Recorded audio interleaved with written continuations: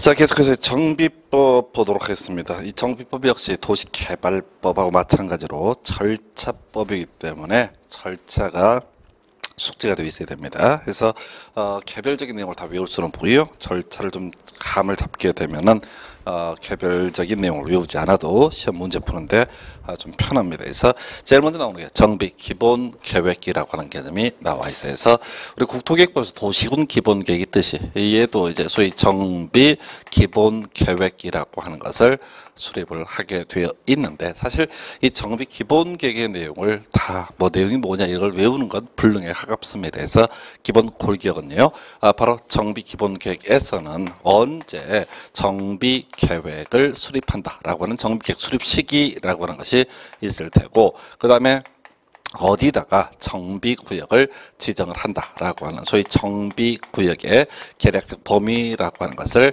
상정을 하게 됩니다. 그래서 이 기본계획이라고 하는 것을 통해서 앞으로 정비계획 수립 시기라든가 정비구역 지정 범주 등을 확인할 수 있습니다. 그래서 기본계획은 그 자체가 목적이 아니라 정비계획과 정비구역 지정의 대강의 윤곽을 제시하는 게 주된 목적이 되겠습니다. 자, 그래서 구역 지정되게 되면요, 이제 정비 사업 이루어지게 됩니다. 그래서 우리 앞에서 도시개발구역 지정되면 도시개발 사업 시행 원칙적으로 이루어진다라고 봤었고요.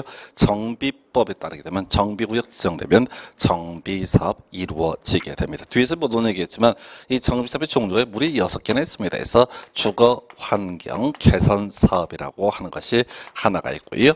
또 하나가 주거 환경 관리 사업이라고 하는 것도 있습니다. 그리고 주택 재개발 사업이라고 하는 거 제일 눈에 익을 만한 것 중에 하나가 될 것이고, 또 하나가 주택 재건축 사업이라고 하는 것도 정비 사업의 일종, 그 다음에 가로주택 정비 사업이라고 하는 것도 정비 사업의 일종이 될 것이고, 그 다음에 도시환경 정비 사업에서 총 이렇게 6개 사업을 묶어서 기본적으로 정비 사업이라고 부르게 됩니다. 이 중에서 재건축은 정비구역 밖에서 시행하는 경우도 있고요. 가로주택 정비사업은 소위 가로구역이라는 곳에서 시행이 되는데, 일단 정비사업의 한 종류로 나열을 하고 있어요. 그래서 나중에 이제 디테일한 내용을 보게 될 것이고, 자, 정비구역 지정되면은 자, 시행제 문제 나오게 되는데, 이 정비사업의 시행자는 주로 중심축이 조합이 되는 게 기본 골격입니다. 그래서 이 정비 사업마다 시행자가 달라지게 되는데, 일단 핵심은 조합이고요. 그 외에 시장, 군수, 주공 등 이런 공적 주체가 시행자가 되는 경우도 있고, 또 도시환경 정비 사업이라는 건 소위 상가재건축, 공장 재건축을 얘기하게 되는데, 이런 데서는 토지 등 소유자가 직접 시행자가 되는 경우도 있습니다. 그래서 자, 시행자 정해지게 될 것이고, 시행자가 이제 이 정비 사업함에 있어서 자, 몇 세대 아파트를 건설할 것인가, 소위 건설 계획을 작성을 하게 됩니다. 자, 우리가 도시개발법에서는 실시계획이라는 표현을 썼었어요. 정비법에서는 사업시행계획이라는 표현을 쓰게 됩니다. 그래서 건설계획, 바로 사업시행계획의 작성 이렇게 볼 것이고, 요 확정 지는 것을 사업시행인가라는 표현을 쓰게 됩니다. 그래서 자, 우리가 도시개발법에서는 실시계획인가라는 표현을 썼었고, 정비법에서는 사업시행인가라는 표현을 쓰게 됩니다. 자, 한편 우리 도시개발법은요, 특히 환지 방식 관련해서 공급계획으로서 환지계획 이라는 표현을 썼었거든요. 자, 정비법에서는 아파트 분양하는 계획, 자, 우리가 토지 분양하는 것을 환지계획이라 불렀었고, 아파트 분양하는 계획을 자, 관리처분 계획이라는 표현을 쓰게 됩니다. 그래서 자, 사업시행계획 작성해서 그 다음 단계가 관리처분 계획 작성하고요. 요 확정 짓는 것을 관리처분 계획의 인가 또는 관리처분 인가 이런 표현을 쓰게 됩니다. 그래서 요렇게 있고요.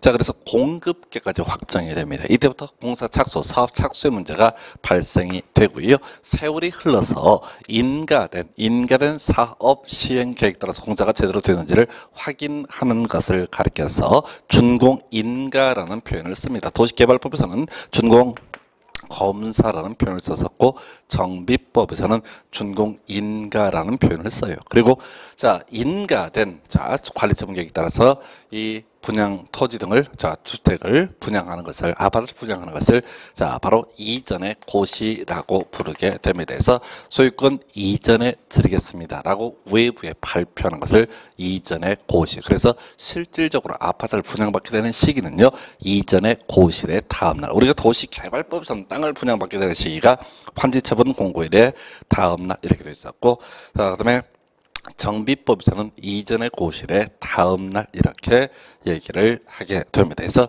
지금 뭐 되게 길어 보이는데 핵심은 그거죠. 조합이 주로 조합인 시행자가 사업 시행 인가 받고 관리 정객 인가 받는 것. 이게 이제 정비법의 주된 줄기가 될 것이고, 인가된 사업 시행 계획에 따라서 공사가 제대로 되는지를 확인하게 되는 것을 준공 인가, 인가된 관리 정객에 따라서 자 분양해 주겠다라고 발표하는 것을 이전의 고시라고 부르게 된다. 이 정도가 기본적인 골격이 되겠습니다. 그래서 자 이렇게 해서 전체적인 그림을 확인해 봤고요. 제일 먼저 이제 343페이지에 정비 기본 계획 등에 관한 확인을 해 보겠습니다. 그래서 먼저 작성 기준 등 나와 있어요. 예, 역시 국토교통부 장관이 정한 데에서 이건 뭐 뒤에 정비계획 수립 기준 이런 것도 나오는데 무조건 정한다라는 표현 앞에는 국토교통부 장관이 정하게 되어 있습니다. 예, 그래서 이제 누가 정비 기본 계획을 수립을 하게 되는 거냐 했을 때 크게 보면 시장 등이죠. 시장 등 해서 자, 이 시장 등에는 특별시장, 광역시장도 있을 테고요. 그 다음에 도읍 밑에 있는 시 두 개로 구분하죠. 대도시라고 하는 것과 그냥 일반시로 구분을 하게 됩니다. 그래서 자 일단 주체 관련해서 특별시장, 광역시장, 특별자치시장, 특별자치도지사, 이때 특별자치시장, 특별자치도지사는 바로 세종시하고 제주도를 얘기하니까 큰 의미 없고요. 자 그다음에 시장 등의 기본 계획을 수립을 하게 되어 있는데, 문제는 여기서 쟁점이 이제 뭐냐면 자 도읍 밑에 있는 시는 두 가지로 구분한다고 그랬어요. 대도시와 일반시로 했을 때 대도시가 아닌 일반시에 있어서는 무조건 기본 계획을 수립해야 되는 것이 아니라 따로 이 도지사가 수립이 필요하다고 인정했을 때만 수립한다. 그러면 대도시는 해석상 무조건 기본 계획을 수립하게 된다라고 이렇게 봐야겠네요. 그래서 대도시 관한 부분을 정리하면 이렇습니다. 지금 대도시 시장에 있어서는요 혼자서 지가 직접 정비 기본계획 수립하고요. 그리고 나서 정비 계획도 혼자 수립하고요. 정비 구역 지정도 혼자 하게 됩니다. 이에 비해서 대도시가 아닌 일반시 시장에 있어서는 도지사가 기본계획 수립이 필요하다고 인정했을 때 정비 기본계획 수립해서 도지사의 승인 받아야 되고요. 나중에 정비계획 수립 시장이 일반시 시장에 있을 때는 도지사에게 정비 구역 지정 신청 등을 하는 그런 구조로 되어 있습니다. 그래서 여기 이제 한때 유행했던 것 중에 하나가 항상 대도시시장은 도지사에게 하면 다 틀린 거예요. 그래서 대도시장, 도지사에게 정비법에서는 최소한 손을 내밀지 않는다. 이렇게 기억을 하셔야겠고요. 그래서 자, 그 정도 얘기 보고, 그 다음에 이제 기본 계획 내용 종류 너무 많아요. 근데 뒤에 이런저런 얘기가 연계되는 것 때문에 두 가지 예시를 해놨습니다. 그래서 정비 예정 구역의 계획범이라든가 소위 단계별 집행계획 이런 표현 나와 있고, 그다음 단계별 정비사업 추진계획 나와 있고, 그다음에 정비계획 수립 시기 등을 포함한다라고 되어 있어요. 그래서 이 정비 기본 계획을 통해서 정비계획 수립 시기 예정을 해놓고 있고요. 그 다음에 정비구역 어디에다 지정하겠다라고 하는 큰 틀의 그림을 제시하고 있다. 이 정도로 봐야겠습니다. 예, 그리고 수립 절차요. 자, 기본적인 절차 보니까 자. 기본계획 수립 변경하기 위해서는 공람하고요. 지방의회 의견을 들은 후 마지막 도시계획위원회 심의를 거치한다. 이게 기본 골격입니다. 다만 이 기본 틀은 나와도 답이 아니에요. 그래서 대신 뼈대는 잡아야 되니까 이 기본계획 수립하기 위한 과정 3단계 공람 주민 의견을 듣는 과정, 그다음에 지방의회 의견 듣고 도시계획위원회 심의. 물론 일반시 시장에 있어서는 이 수립한 다음에 따로 이 도지사에게 승인 신청을 하도록 하고 있습니다. 그래서 그 정도까지 보겠고, 자 그래서 대도시가 아닌 시장은 기본계획 수립 변경할 때 도지사의 승인을 받아야 한다. 요거 갖고 매번 장난치는 게 대도시 시장은 도지사의 승인을 받아야 한다. 틀린 표현 되겠습니다. 자 그다음에 요 근래 이제 답이 됐던 것이 심의 생략 나와 있죠.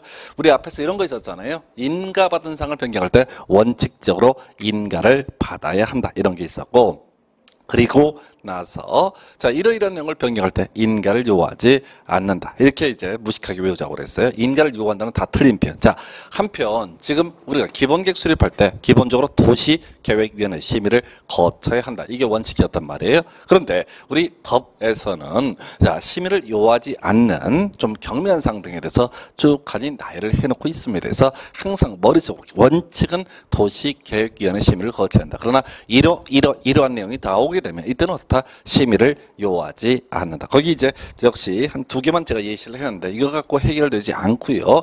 이건 앞에서 인가얘기랑 똑같이 패턴 가지고 해결을 해 주셔야 됩니다. 그 외에 마지막에 이제 국토부 장관에게 보고해야 된다 해서 별것도 없는데 전에 한번 답이 됐던 지문이 보고 얘기도 한번 답이 됐던 적이 있습니다. 그래서 이게 이제 기본 계획의 정비 기본 계획의 수립 등에 관한 쟁점이 되겠고요.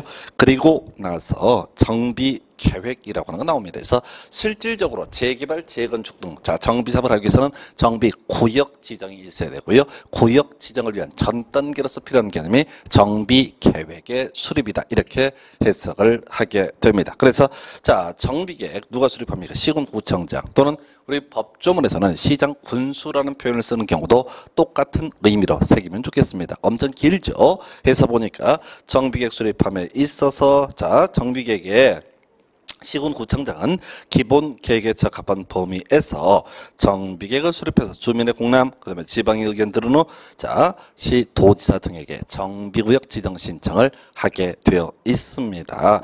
해서 여기서는 이제 정비계획의 자 예시로서 제가 지구 단위 계획이라는 걸 집어넣어놨어요. 그래서 지금 정비 기본 계획과 정비계획을 비교하게 되면은 정비 기본 계획은 큰 틀의 그림이고 정비계획은 대단히 구체적인 계획이다. 이렇게 해석할 수 있겠고 우리 앞에서 이제 국토계획 뽑을 때 지구 단위 계획 뭐 포함됐어요? 건폐율, 용적률, 용도 제한, 높이 제한, 뭐 주차장 설치 기준 완화 적용 뭐 이런 것들을 포함할 수 있었던 것이 바로 정비 계획이었습니다. 지구 단위 계획이었습니다. 그리고 이 문제 지구 단위 계획이 어디에 포함된다? 정비 계획에 포함이 되도록 한다라고 이렇게 되어 있어요. 그 외에 자 대도시 시장 같은 경우는 따로 이 도지사한테 정비구역 지정 신청하지 않습니다. 직접 정비구역을 지정을 한다라고 이렇게 되어 있어요. 그래서 뭐 이렇게 많이 다뤄지는 영역은 아니고요. 항상 이 정비계획 수립하고요. 정비구역 지정은 묶어서 보셔야 돼.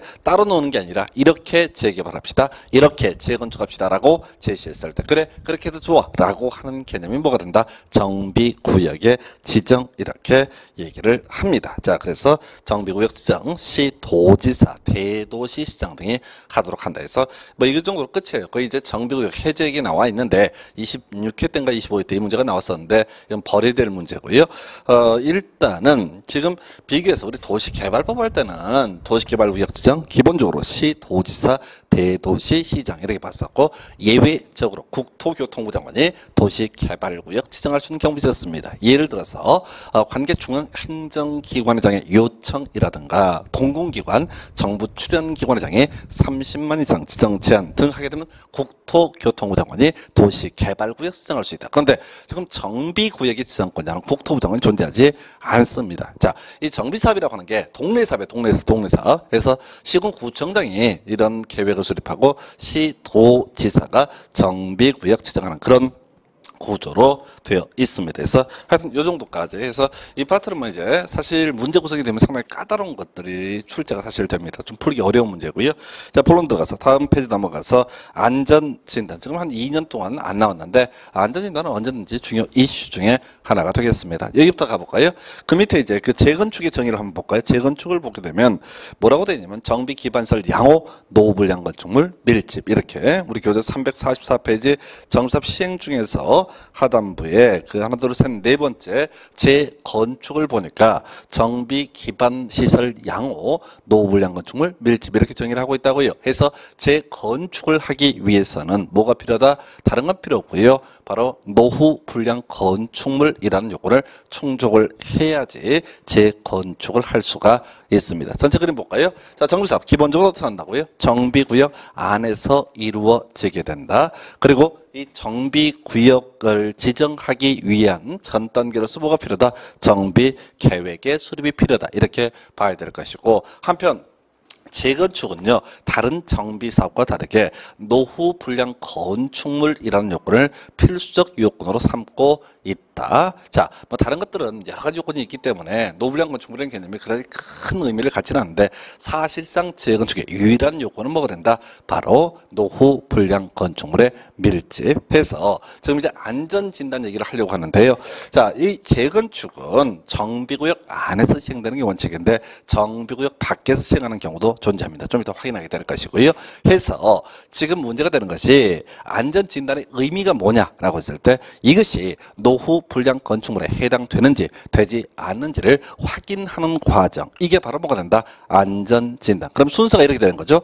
여기서 다른 정비 사업을 할 때는 안전 진단을 할 필요가 없어요. 재건축을 하고자 할 때는 정비객 수립하기 전에 미리 어떻다? 안전진단이라고 하는 것이 필요하다. 이렇게 해석을 합니다. 그래서 안전진단 결과 그 동네가 전반적으로 일정 비율 이상 노후 불량 건축물에 해당이 된다라고 판단이 되게 되면 재건축을 위한 정비계획을 수립하고요. 그 다음에 정비구역의 지정이라고 하는 과정 등을 통해서 정비사업이 진행이 되게 된다. 이렇게 해석을 하셔야 됩니다. 그래서 자, 안전진단. 자, 일단 대상이 의무적 안전진단하고요, 신청에 의한 안전진단 등으로 구분할 수 있습니다. 먼저 의무적 안전진단을 보니까 정비 기본 계획에서 자, 정비객 수립 시기 정해놓는다고 그랬어요. 그래서 정비 예정 구역에 있어서 정비 예정 구역별 정비객 수립 시기가 도래한대. 자, 볼까요? 기본 계획에서 뭘 정한다고요? 정비객 수립 시기를 정한다고 그랬어요. 그리고 정비 예정 구역의 계략적 범위를 정한다고 그랬습니다. 그랬을 때 지금 재건축을 하려면 일단은 구역 지정을 해야 되고, 구역 지정을 하려면 그 전에 정비계획을 먼저 수립해야 되고, 정비계획을 수립하기 위한 과정에서 필요한 개념이 뭐가 된다? 안전진단. 해서 이렇게 정비 예정 구역별 정비계획 수립 시기가 도래하게 되면 이때 안전진단 의무적으로 하게 돼 있고요. 자, 또 하나가 이제 그 신청에 의한 안전진단이라는 개념이 있는데, 자, 얘는 그래요. 자, 지금 정비사업은 기본적으로 정비구역 안에서 이루어지는 게 원칙인데 예외적으로 정비구역 밖에서 이루어지는 경우도 있습니다. 다만 개념을 잡을 때 이렇게 가야 돼요. 지금 정비구역이다. 여기가 이만큼이 정비구역이다 라고 했을 때 재건축은 정비구역 안에서 이루어집니다. 그런데 법조문에서는 정비구역 밖에서 시행하는 경우도 있다라는 표현을 쓰고 있단 말이에요. 이건 뭐냐면은 이 아파트 단지에 한 2동짜리 있나 봐요. 얘는 아직은 정비구역에 포함은 안 됐어요. 원래 정비객 수립하려면 정비구역을 지정하려면 기본계획부터 시작해서 정비 이런 복잡한 절차를 거쳐야 돼. 그랬을 때 옆 동네가 모두 정비구역이다 했을 때 같이 묻어서 사업 시행하는 것을 정비구역 밖의 재건축이라고 얘기를 하게 됩니다. 그렇다 치고 신청 얘기 나와 있다고요. 바로 정비구역 밖의 재건축 등을 함에 있어서 우리도 같이 묶어서 재건축을 하게 해주세요 라고 하는 것, 노후 불량 건축물임을 확인해 주세요 라고 하는 개념이 신청에 의한 안전진단, 이렇게 해석합니다. 거기 상당히 길게 되어 있는데 원래 법조문은 4개가 있어요. 그래서 거기서 10분의 1이라는 숫자만 암기하시면 됩니다. 그래서 이렇게 안전진단을 신청함에 있어서는 토지등 소유자 10분의 1 이상의 동의를 얻어야만이 어떻게 할 수 있다? 안전진단 신청할 수 있다. 해서 이 10분의 1은요, 지금까지 문제 구성할 때 3분의 1, 5분의 1 이런 식으로 틀리게 구성합니다. 이유는요, 법조문이 너무 길기 때문에 그 표현을 다 옮길 수가 없다는 얘기죠. 그러면 옳게는 출제를 못하고 항상 틀리게 3분의 1, 5분의 1 이렇게 이제 출제를 하고요. 하여튼 수험생 입장에서는 뭐만 기억하면 돼? 10분의 1이라고 하는 거, 안전진단 신청을 위해서는 어떻다? 10분의 1 이상의 동의를 얻어야 된다. 이렇게 이제 정리해 주셔야 돼요. 그래서 여기 문제를 굳이 출제를 한다면 괄호넣기 문제로 출제할 수 있어요. 그래서 괄호넣기에서 기억 니은에 들어갈 알맞은 숫자를 연결하셔. 이런 식의 문제 구성한다고 한다면 그때는 10분의 1, 10분의 1, 10분의 1 총 4개거든요. 근데 어차피 다 10분의 1이야. 그리고 뒤로 갈수록 숫자 문장 길이가 겁나 길어져요. 그래서 일단은 안전진단 영역에서 주요한 포인트 첫 번째 쟁점 10분의 1 이렇게 기억을 하시고요. 두 번째, 비용 부담 얘기 나와 있어요. 자, 지금 안전진단이라고 하는 것은 자, 의무적으로 시장군수 등이 안전진단을 해야 되는 경우도 있었고요. 또 신청에 따라서 안전진단을 해야 되는 경우도 있었습니다. 왜 그렇게 뭐냐라고 했을 때 요청하는 자에게 부담케 할 수 있다. 이 명제예요. 해서 개념을 해석해야 되죠. 자, 우리가 국가, 지자체한테 세금을 냅니다. 세금을 내요. 해서 세금을 내는 이유는 알아서 잘 하는 얘기죠. 그런데 시장군수 또 시군구청장이 정비객 수립 안 하고 있다는 얘기죠. 그랬을 때 손 들고 우리 동네도 노후 불량 건축물임을 확인해 주세요 라고 얘기했다고요. 그럼 당연히 누가 부담을 해야 된다? 시장군수가 부담을 해야 되는 겁니다. 얘기하기 전에 알아서 이 안전진단 해줘야 되는 거예요. 그런데 혹시 어떻다고요? 빼먹고 안 할 수도 있다는 얘기죠. 그러면 그때도 원칙적으로 시장군수가 하는 게 원칙인데 다만 멀쩡한데 노후 불량 건축물 확인해달라고 돈 억수로 많이 들어간데 안전진단 신청하는 경우가 있다는 얘기죠. 이때는 어떻다? 요청한 자에게 부담케 할 수 있다. 그래서 최근에 나왔던 질문에 이런 게 있었어요.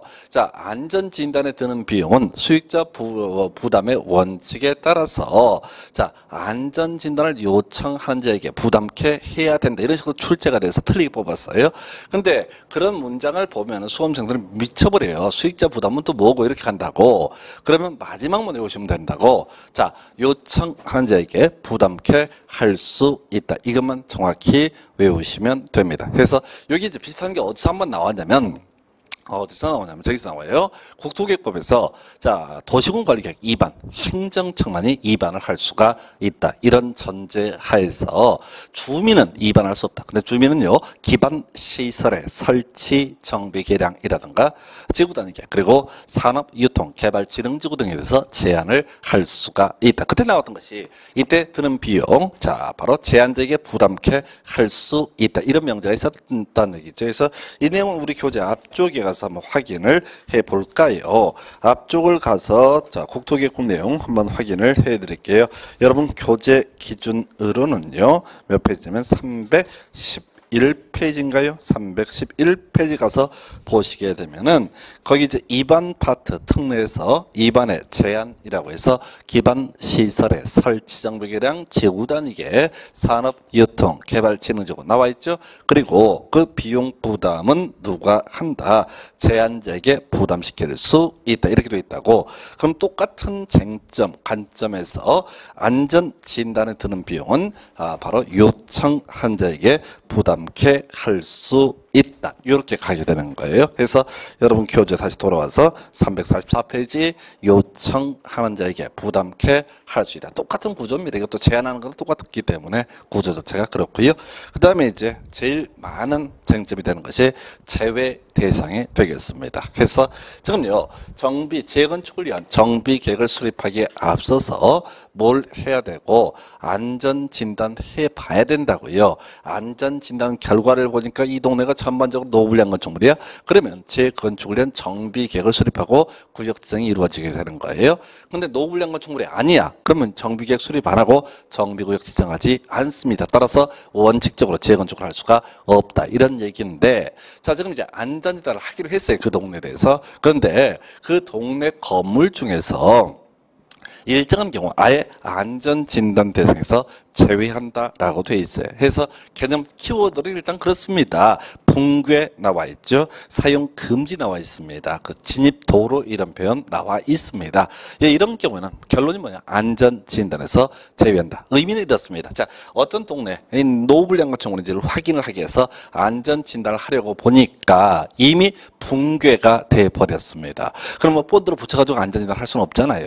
그래서 안전진단을 실시할 실력이 없죠. 두 번째, 사용 금지가 필요하다라고 이렇게 되어 있어요. 그래서 사용 금지가 필요하다는 얘기는 아직 무너지진 않았는데 그냥 오늘 내일 하는 거지. 바람 불 때마다 흔들흔들해. 그러면 이때는 어떻다? 안전진단 실시할 실력이 없습니다. 세 번째가요, 바로 진입도로. 이건 어떤 경우냐면 우리가 정비 사업을 함에 있어서 자, 바로 진입도를 확보하기 위해서 일정한 건물 등을 매입한 경우가 있습니다. 자, 아파트 단지 앞에 통로가 너무 비좁아서 멀쩡한 주택인데 같이 끼워서 이렇게 재건축을 하는 경우가 있다는 얘기죠. 그러면 자, 이 부분에 대해서는 굳이 안전진단을 실시할 실력이 있다 없다? 없다. 없다라고 해서 의미는 그렇습니다. 이미 무너져 버렸거나 무너질 우려가 있거나 또는 무너뜨리려고 할 때는 굳이 이때는 안전 진단을 실시할 필요가 없다.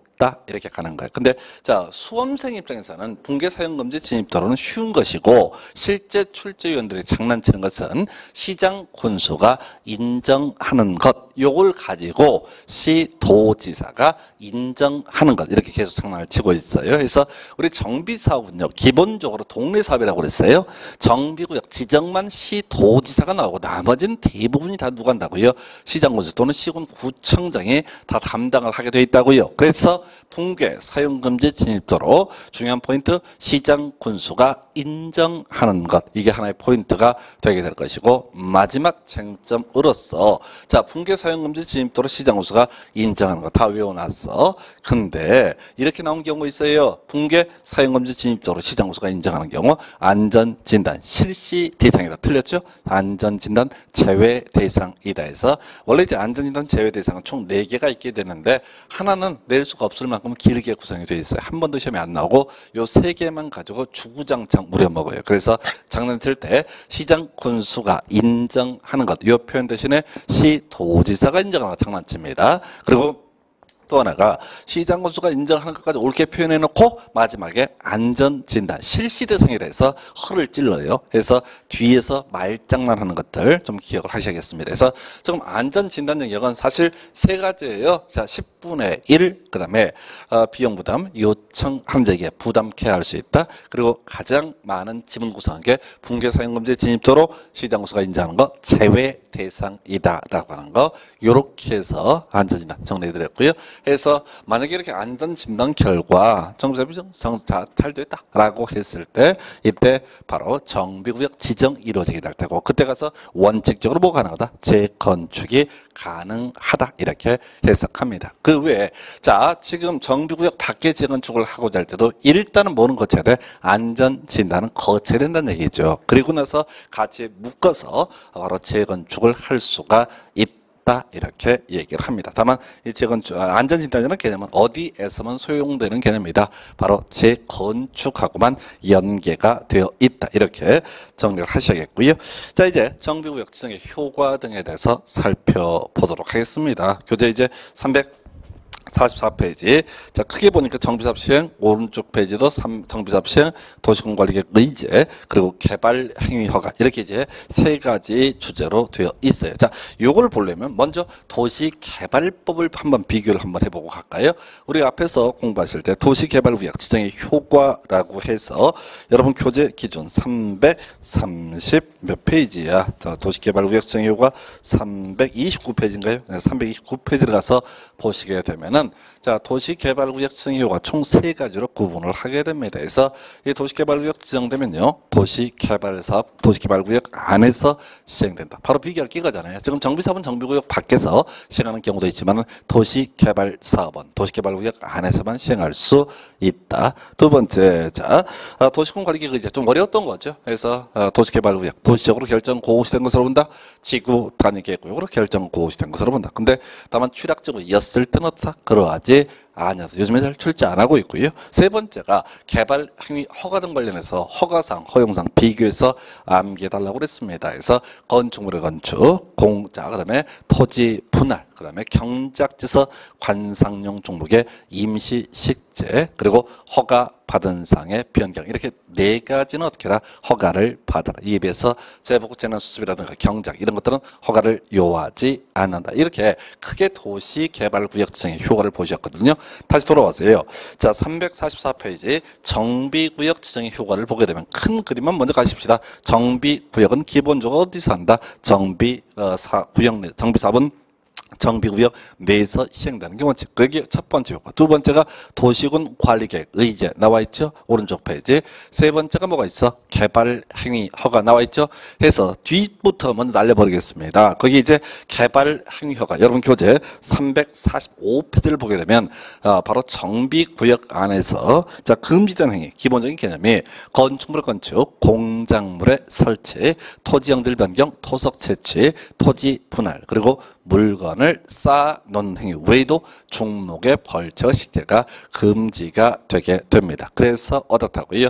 이렇게 7개 행위 원칙적으로 금지를 시켜놓고 허가와 허용으로 구분을 하게 되는데, 허가상이요 외울 게 건축물의 건축, 그 다음에 토지 분할, 그리고 경작지에서 관상용 종목의 임시식재, 허가 받은 상의 변경, 이렇게 4가지가 허가상. 그리고 허용상으로서는 뭐가 있을까요? 허용상으로 봐서는 재복제는 숲, 경작 뭐 이런 것들이 존재합니다. 즉 도시개발구역에서의 어떤 개발 행위에 대한 규제하고 정비구역에서의 개발 행위에 대한 규제는 동일한 구조로 되어 있다. 이렇게 가시는 거라고 해서 문제 내는 거 보면 한 번은 도시개발법을 냈다, 한 번은 정비법을 냈다, 왔다 갔다 하면서 마치 전혀 다른 문제처럼 얘기를 하는데, 도시개발구역, 정비구역에서 이 규제 내용이 다 똑같다라고 하는 거 기억을 해 주셔야 되겠습니다. 그래서 이렇게 정리를 해 봤고요.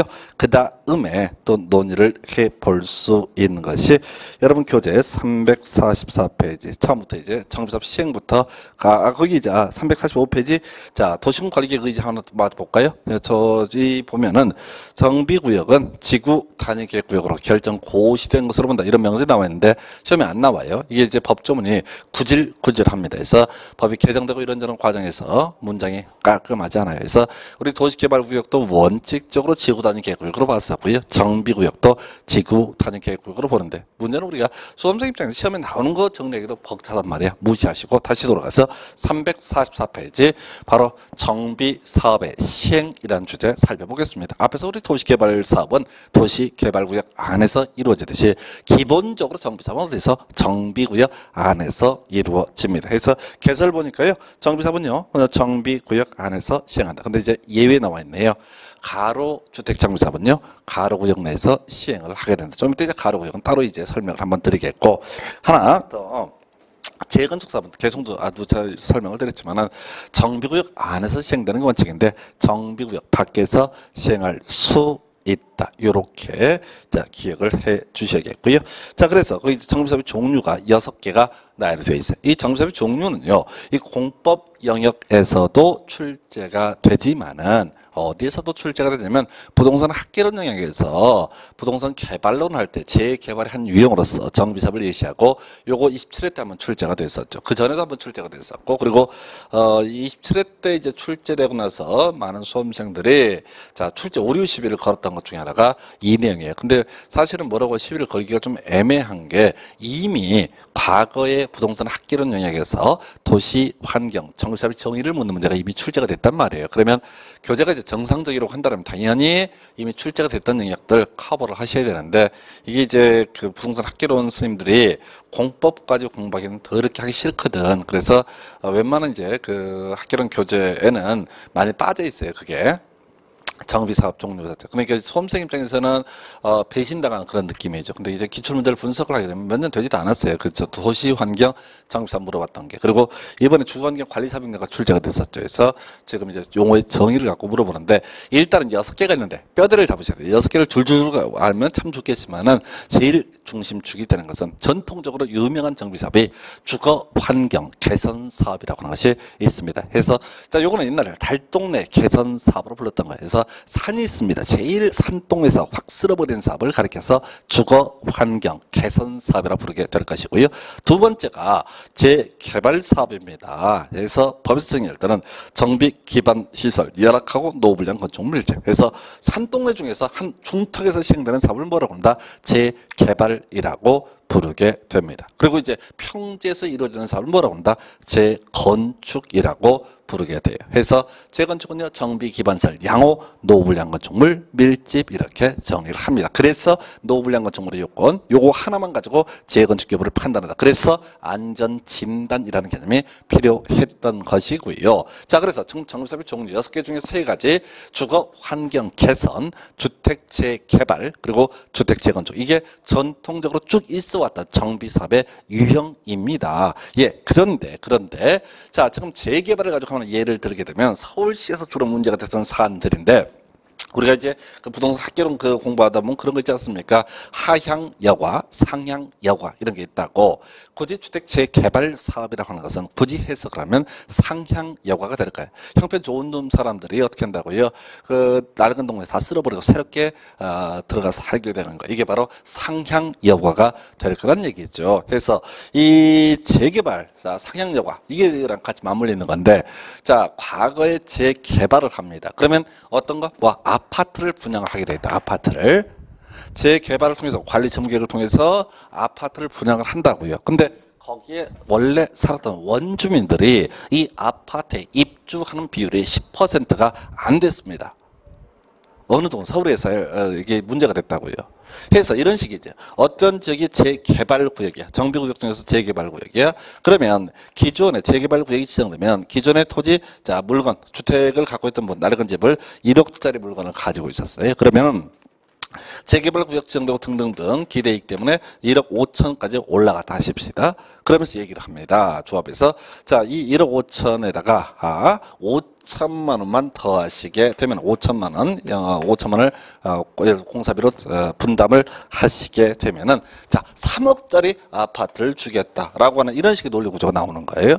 그럼 이 사람은 5천만 원만 있으면 1억을 더 버는 거야. 근데 이 살고 있는 분들은 5천만 원이 없어. 5천만 원 있는 분은 이 동네 안 살아.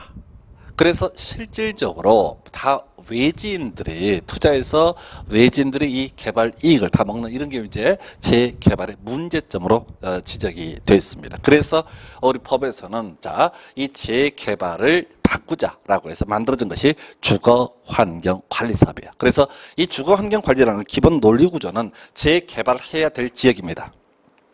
재개발해야 될 지역, 그래서 아파트 지어서 분양을 해야 되는데 원주민 다 쫓아내는 그런 문제가 발생되게 되니까 이렇게 하지 말자 해서 어떻게, 자 시에서 시군구에서 자 도로 확장해주고 뭐 공원도 좀 만들어주고 등등등, 그리고 알아서 자기 집은 자기가 뜯어 고치는 방식, 그래서 새롭게 집을 지어서 분양하는 방식이 아니라 자기가 알아서 집을 뜯어 고치는 방식, 이것을 이제 이걸 자가 개량 방식이라 부르게 되는데, 이런 방식으로 사업을 추진해서 원주민들을 쫓아내지 말도록 하자라고 하는 개념이 주거환경관리사업입니다. 그래서 이게 이제 주거환경관리사업 보니까 단독주택 또는 다가구주택 이런 표현 나왔죠.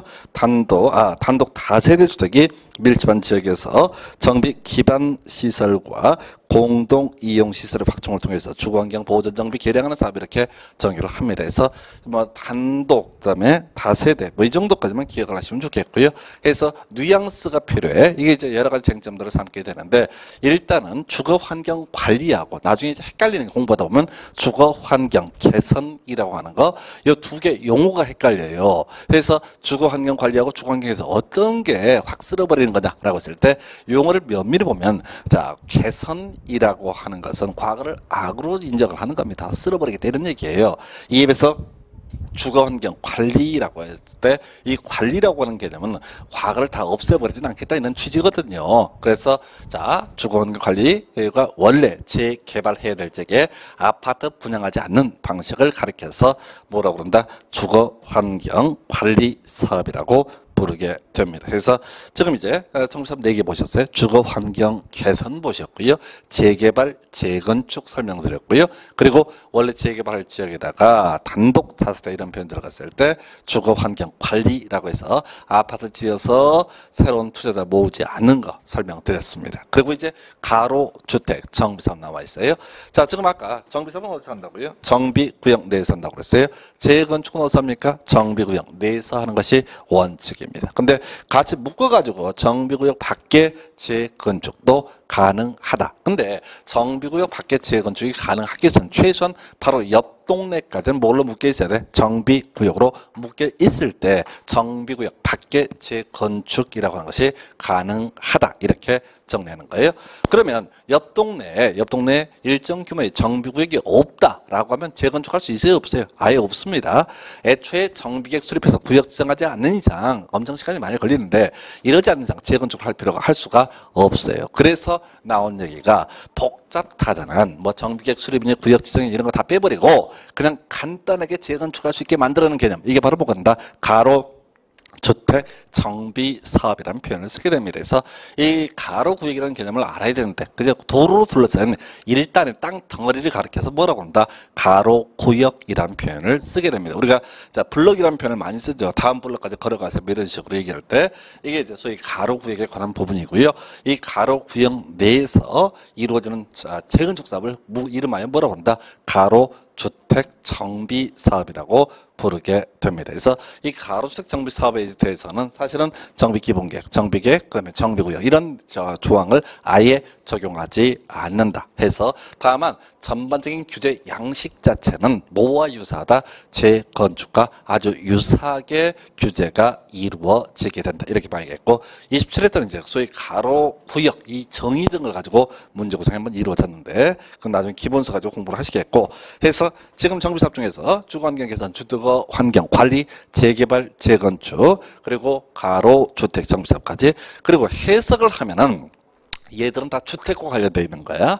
그래서 우리 용도지역, 도시적은 주상 공동으로 구분을 하게 되는데 자 따로 그런 표현을 쓰고 있지 않아도 주거환경 개선, 주거환경 관리, 그다음에 재개발, 재건축, 그다음에 가로주택 정비사업까지 이 5개 모두 주택과 관련이 되어 있다. 이렇게 해석할 수 있어요. 그리고 마지막 남아있는 정비사업이 도시환경 정비사업. 영어의 정의는 상업지역, 공업지역 등으로서 이런 표현 나와 있죠. 그냥 그 뉘앙스로 가셔야 돼. 상가 재건축, 공장 재건축을 가리켜서 뭐라고 한다?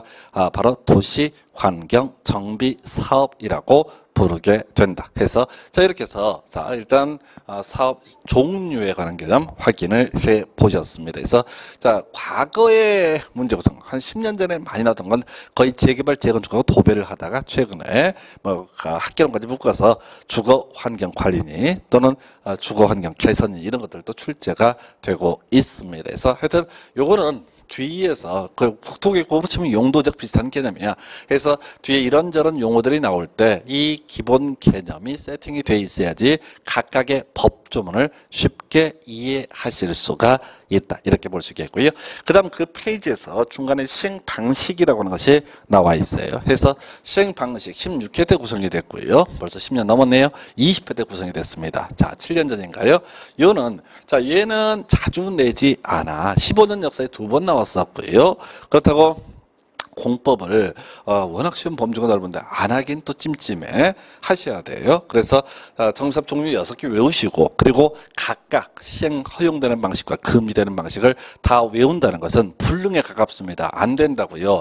외워야지 한다고 외워지는 게 아니잖아요. 그래서 이 문제 이렇게 복잡한 영역은 진짜 복잡한 이거잖아요. 6개에다 또 경우의 수가 몇 개가 들어가잖아요. 그래서 이거는 되는 걸 외우는 게 아니라 법에서는 되는 것만 규정하고 있어요. 거꾸로 공부하실 때는 안 되는 것만 외우시면 되는 겁니다. 제가 미리 교재 작업해 놨는데 자 보십시다. 정비법에서 가장 중심이 되는 시행 방식이라고 하는 것은 바로 관리 처분계획 방식입니다. 아파트 지어서 분양하는 방식을 가리켜서 관리 처분계획 방식이라고 부르게 됩니다. 하나만 더. 우리가 이제 정비법을 보게 되면 환지 방식이라는 표현이 나올 때는 이런 표현을 씁니다. 도시개발법 규정을 준용한다. 즉 도시개발법 규정을 그대로 갖다 쓰겠다. 이렇게 돼 있어요. 그래서 우리 시험용으로 중요한 의미가 있는 것은 바로 환지 방식하고요. 관리 처분계획 방식 이렇게 정리가 돼야 돼. 그래서 아파트 분양하는 방식으로 사업이 이루어지는 것을 관리 처분계획 방식, 토지를 분양하는 방식으로 사업이 이루어지는 것을 뭐라고 한다? 관리 처분계획이라고 하자. 환지계획이라고 환지방식이라고 부르게 됩니다. 그래서 외울 건 안 되는 걸 외우는 거야. 해서 지금 제일 첫 번째 논의 포인트 주거환경관리사업. 여기서 제일 중요한 게 뭐냐면은 관리처분계획 안 되죠? 주거환경관리사업은 앞에서 재개발의 관리처분계획이 되는데 관리처분을 하다 보니까 원주민 다 쫓아내. 그래서 안 되겠다. 아파트 집 분양하지 않겠다라고 했단 말이에요. 그래서 주거환경관리사업은 가장 중요한 방식인 관리처분계획 방식을 채택할 수 없다. 지금 정비사업은요 6개인데 그중에서 유일하게 관리처분계획 방식이 허용되지 않는 것은 바로 주거환경관리사업. 이름은 관리가 들어가는데 이 관리처분계획 방식을 채택할 수 없다. 요거 하나 있고 있고요. 그 다음에 또 하나 축이 환지 방식이라고 그랬어요. 자, 토지 분양하는 방식으로 채택할 수 없는 거 바로 첫 번째가 주거 환경 관리 사업이 되겠습니다. 주거 환경 관리가 뭐라고 그랬어요? 기존의 토지 소유자가 스스로 자, 집 뜯어 고치고 시에서는 도로 좀 확장해주고 이렇게 하는 사업을 가리켜서 뭐라고 그런다? 바로 자가 관리 방식 또는 주거 환경 관리 사업이라고 불렀습니다. 그러면 다 땅 합쳐서 사업 시행한 다음에 토지로 분할해주는 뭐를 환지 방식은 채택할 여지가 없다 이렇게 가야 되죠. 해서 좀 환지 방식 안 되는 거 그것이 뭐가 있다 했을 때 주거 환경 관리 사업 일단 정리하셨어요. 해서 자 그리고 남아 있는 거 이제 재건축과 가로 주택 정비 사업을 보시게 되면 환지 방식 안 된다라고 돼 있어요. 자 환지가 뭐야? 사업 시행하고 나서 사업 시행하기 전에 땅을 다 모두 모아서 일정한 사업을 하고 나서 다시 토지로 분배해 주는 방식을 가리켜서 뭐라 부른다? 환지 방식이라고 부르게 됩니다. 자, 근데 재건축이 뭐예요? 재건축이 기존에 있는 아파트 다 때려 부시고 거기다 새로 지어서 아파트 부장해 주는 방식이라는 얘기지.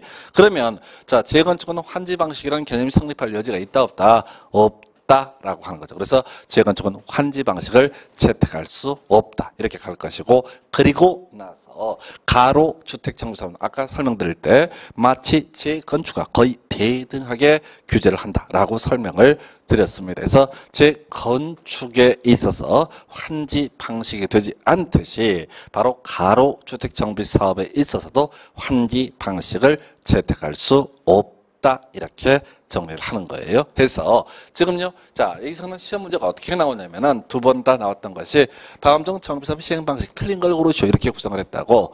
그럼 현행 법조문 체계 하에서 첫 번째 찾아볼 게 뭐냐면은 주거 환경 관리를 찾으셔야 돼. 지문을 읽으시면 안 되고 무조건 주거 환경 관리를 찾아봐야 돼. 지문 중에 주거 환경 관리라는 표현 앞에 뭐 들어가면 안 돼. 환지 들어가면 안 되고 관리처분이라는 표현 들어가면 안 된다. 이렇게 가는 거죠. 그래서 주거 환경 관리 앞에 관리처분 또는 환지라는 표현 들어가면 이건 틀린 표현 이렇게 가는 거야. 만약에 주거 환경 관리가 지문에 없다 또는 있어도 이 관리처분이나 환지라는 표현이 들어가 있지 않다라고 하면 그 다음 찾아볼 게 뭐라고요? 재건축 사업을 찾아봐야 돼. 재건축 앞에 뭐 들어가면 안 돼? 환지 들어가면 안 된다. 그리고 그도 없으면 또 뭘 찾아봐야 돼? 자, 가로 주택 정비 사업을 찾아보셔야 됩니다. 그래서 그 앞에 뭐 들어가면 안 된다? 환지 들어가면 안 된다. 이렇게 이제 문제를 풀어가시는 거야. 그래서 지금요 되는 걸 외우는 게 아니라 안 되는 것만 외우시게 되면은 문제를 다 풀어 가실 수가 있습니다. 그래서 이렇게 해서 지금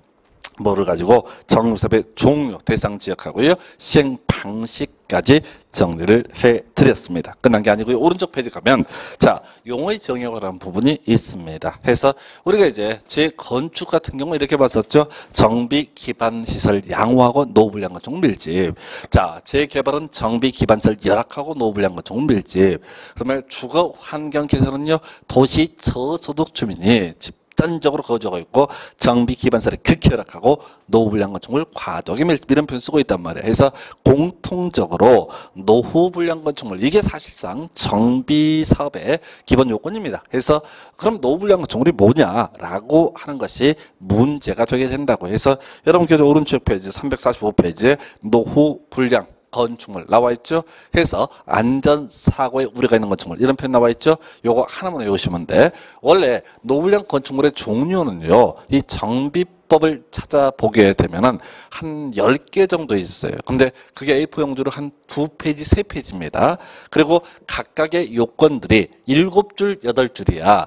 A, B, C 3개 요건을 모두 갖추면 노후불량 건축물 이렇게 표현한다고 해서 우리 객관식 시험에서는 그런 지문을 출제를 할 수가 없습니다. 그래서 이 노후불량 건축물 딱 하나만 출제가 돼요. 안전사고 이것만 주구장창 출제가 되죠. 이것만 주구장창. 근데 얘는 답이 아니야. 항상 틀린 걸 고르셔야 할 때 옳게 내는 지문 바로 안전사고에 우려가 있는 건축물 이렇게 정의를 하게 될 것이고요. 그럼 이제 주로 답을 뽑는 영역이 뭐냐라고 했을 때 소위 정비 기반 시설하고 그다음에 공동 이용 시설을 비교하는 것이 자 주된 출제 영역이 되겠습니다. 그래서 요 두 개 아니면 앞에서 우리 논의했던 정비사업의 정의 있었잖아요. 그거를 가지고 답을 구성을 해요. 해서 지금 이제 결과적으로 정비 기반 시설과 공동 이용 시설을 비교를 해봐야 되는데요. 자 그냥 가시면 힘드니까 우리 기반 시설이라고 하는 개념 앞에서 공부했던 적이 있습니다. 어디에서 자 공부한 적이 있어요. 어디서 했더라 했을 때 바로 어디에서 자 국토기획법에서 공부하셨어. 몇 페이지 가서 한번 복습을 한번 해볼까요? 자 여러분 교재 몇 페이지 가서 보시냐면은 320 몇 페이지 3페이지인가요? 네, 323페이지를 가서 보시게 되면은 개발 밀도 관리구역이라고 하는 개념이 있습니다. 그래서 이 개발 밀도 관리구역 이렇게 돼 있어요. 그래서 자 우리가 개발 행위 집중에 따라서 기반 시설이 부족하고 설치가 곤란한 지역에 대해서 지정하게 되는 거. 이게 바로 개발 밀도 관리가 뭐가 부족하다고요? 기반 시설. 그래서 구체적인 항목을 보니까 기반 시설의 대표값 도로와 상하수도 이게 대표값이죠. 그래서 도로 상하수도 거기서만 이제 추가적으로 학교 2년 20% 이게 바로 개발 밀도 관리구역 지정 기준이고요. 그리고 세 번째 개발 밀도 관리구역 지정되면 용적률 50% 강화 적용 이렇게 돼 있어. 세 개 외우시는 거야. 부족하고 설치 곤란. 무엇이 기반시설? 기반시설이 모였을 때 도로 상하수도 학교 2년 20% 그리고 용적률 50% 강화 적용 이렇게 되어 있어요. 이게 바로 뭐가 된다? 바로 개발 밀도 관리고요. 이거 왜 얘기하고 있어요? 바로 기반 시설의 대표값은 뭐가 된다? 도로와 상하수도다. 예, 그리고 학교다. 이런 말씀을 드렸어요. 다시 돌아오셔서 우리가 지금 뭔 얘기하다가 자 정비 기반 시설이라고 하는 교재 345페이지 보시면서 확인해 볼까요? 해서 345페이지 보니까 자 정비 기반시설 나와 있습니다. 그럼 우리가 이제 기반시설이 도로와 상하수도다라고 하는 것이 전제가 되면 빨간 기반시설, 파란 기반시설, 정비 기반시설 모두 뭐부터 시작해야 돼? 도로와 상하수도부터 시작이 돼야 됩니다. 그래서 이 도로 있죠? 그 다음에 상하수도 있습니다. 그리고 거기다 살을 붙여가야 돼. 도로 있으면 꼭 필요한 것 중에 하나가 주차장 되겠습니다. 근데 이때 법에서는 이 주차장을 공용주차장이라는 표현을 쓰고 있어요. 그리고 상하수도 등과 연계되는 개념이 공동구라고 하는 것이 있습니다. 우리가 이제 땅 밑에 큰 구멍 파가지고 이런저런 관들을 다 쳐넣는 것을 가리켜서 공동구라고 부르게 됩니다. 그리고 공원 이렇게 해서 지금 논의 포인트 공용주차장, 공동구, 공원이라고 하는 것은 공짜 돌림이야. 그러나 공동이용시설이 아니라 뭐로 분류하고 있다? 정비 기반 시설로 분류를 하고 있다. 이렇게 기억하셔야 돼요. 그래서 그 외에도 그 뒤에 뭐 이제 예시값으로서 녹지라든가 하천 공공공직, 광장 뭐 이런 것들이 있을 수가 있어요. 근데 이게 시험에 나왔었거든. 근데 그걸 외우면 안 돼. 그저 기본 축을 정확히 잡으셔야 돼. 도로, 상하수도, 공용주차장, 공동구, 공원 이렇게 외우시고 다만 문제를 풀어가실 때는 100% 외운 게 딱딱 떨어지지 않는다고요. 그렇다고 외울 양을 늘린다고 해결되지 않아. 다 비슷한 성격들을 갖는 것이다 라고 감을 잡으셔야 되고 이에 비해서 공동이용시설이라고 하는 거 보니까 주민이 공동으로 사용하는 놀이터, 공동으로 사용하는 마을회관, 공동으로 사용하는 공동작업 장 이런 표현 나와 있고요. 그 밖에 자 공동으로 사용하는 구판장, 공동으로 사용하는 세탁장, 공동으로 사용하는 화장실, 그다음에 뭐 수도 뭐 이런 것들이 있네. 그다음에 노유재시설 이런 것들을 예시를 하고 있어요. 그래서 결과적으로 시험용으로는 정비 기반시설과 공동 이용시설을 비교하는 게 출제가 되는데 실제 수험생 입장에서 공부하실 때는 정비 기반 시설이 됐든 공동 이용 시설이 됐든 둘 중에 하나를 정확히 외우는 게 필요합니다. 보통 수험생들이 이것도 하고 저것도 하다 보면 시험장에서 시험지를 볼 때는 다 반가운 얼굴들이야. 근데 분류가 안 돼. 그래서 욕심을 줄이시고 둘 중에 하나를 몰빵을 하셔야 돼. 그래서 정비 기반 시설과 공동 이용 시설 용어의 정의 가지고 시험 문제 구성이 이루어지고 있습니다. 그래서 자 이렇게 해서 지금 정비구역 정의 효과라서 기본적으로 정비사업 시행해서 가로 주택정사업은 가로구역이라고 예비를 뒀었고요. 재건축은 정비구역 밖에서 가능하지만 일반적으로 정비사업은 정비구역 안에서 시행이 되게 된다. 그리고 관련한 개념으로서 노후불량 건축물 안전사고, 정비기반시설, 도로 상하수도, 공용주차장, 공동구 공원, 특히 공짜돌림 세 가지 절대로 공동이용시설에 속하지 않는다. 그리고 앞에서 공부했던 것 중에서 개발행위 관련해서 자 허가상, 건축물 건축, 토지 분할, 경작지에서 관상용 종목의 임시식재, 그리고 허가 받은 상의 변경, 이렇게 네 가지가 허가상. 나머지 재보고 전환수습, 그다음에 경작 뭐 이런 것들은 허가를 요하지 않는 행위다. 해서 이렇게 해서 정비구역 지정의 효과 등까지 확인해 봤습니다. 잠시 쉬었다가 346페이지 시행자 등에 관한 주제 살펴보도록 하겠습니다.